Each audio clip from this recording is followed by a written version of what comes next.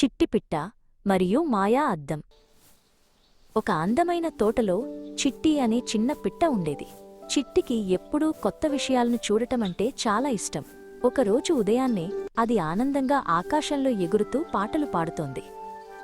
చిట్టి ఎగురుతూ ఒక ఇంటి బాల్కనీలో ఉన్న టేబుల్పై వాలింది.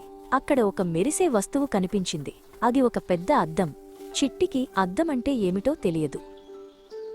అద్దం దగ్గరికి వెళ్లిన చిట్టికి అందులో ఇంకో పిట్ట కనిపించింది.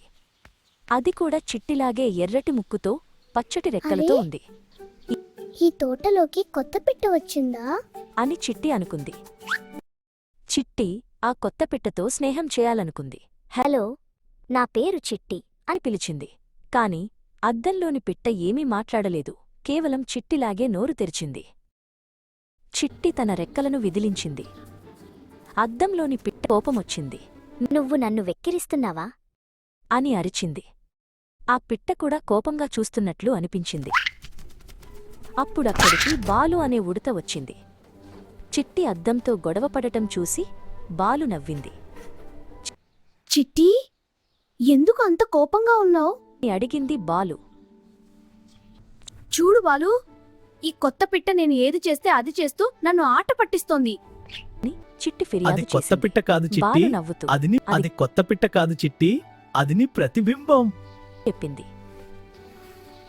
ప్రతిబింబమా అంటే ఏమిటి? చిట్టి నువ్వు అడిగింది. నవ్వితే అది నవ్వుతుంది. నువ్వు కోపపడితే అది కోపపడుతుంది. నువ్వు ఎలా ఉంటే అది అలాగే కనిపిస్తుంది. బాలు చెప్పింది. చిట్టి ఇప్పుడు అద్దం వైపు చూసి మెల్లగా నవ్వింది. అద్దంలోని పిట్ట కూడా ఎంతో ముద్దుగా నవ్వింది. తను అనవసరంగా కోపపడ్డానని చిట్టికి అర్థమైంది. చిట్టికి తన ప్రతిబింబం చాలా నచ్చింది. చిట్టి మరియు బాలు కలిసి తోటలోకి ఆడుకోవడానికి వెళ్లాయి. మన సమస్యలు కొన్నిసార్లు మన వల్లే వస్తాయి. మనం శాంతంగా ఉంటే అన్నీ బాగుంటాయి. అని చిట్టి గ్రహించింది.